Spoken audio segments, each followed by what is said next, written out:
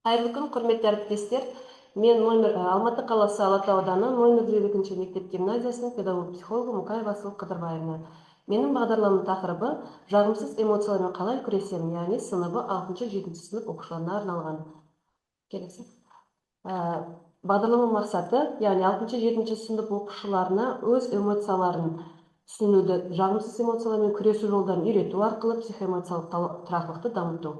Міндеттері: жағымды және жағымсыз эмоцияларды ажырата білуге үйрету, эмоциялардың себеп салдарын түсінуге көмектесу, эмоцияны дұрыс жеткізу және сыртқа шығаруды меңгерту, өзін-өзі реттеу мен тыныштандыру әдістерін үйрету, қарым-қатынастағы агрессия мен ренішті басқаруға бағыт беру. Келесі. Яғни бұл бағдарламаның топ 6-7 сынып оқушыларымен 11-13 жас аралығында оқушылармен жүргізіледі.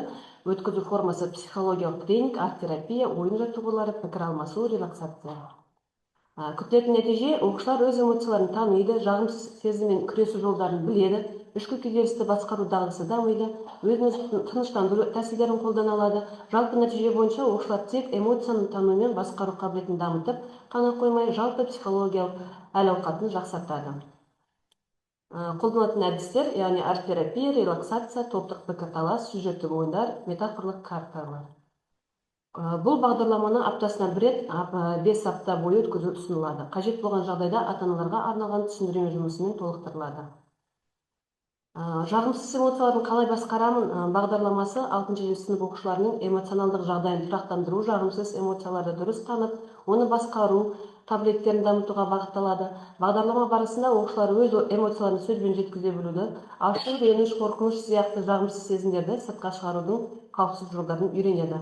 Жаттығулар мен тренингтер олардың өзін-өзі реттеу, тыныштандыру әдістерін меңгеруіне көмектеседі. Сонымен қатар қарым-қатынаста туындайтын қиындықтар мен кикілжіңдер шешудің жолдарын топпен бірге талқылап, өмірлік тәжірибе алады. Нәтижесінде оқушылардың эмоционалдық интеллект артып, өзін және өзгелерді түсіну дағдысы қалыптасады. Бұл олардың мектептегі, үйдегі, қоғамдағы мінез-құлқын жақсартуға, тұлғалық дамуына оң әсер ететініне сенім мол. Бағдарлама өз мақсатына жетті деп есептеймін. Назарларыңызға рахмет.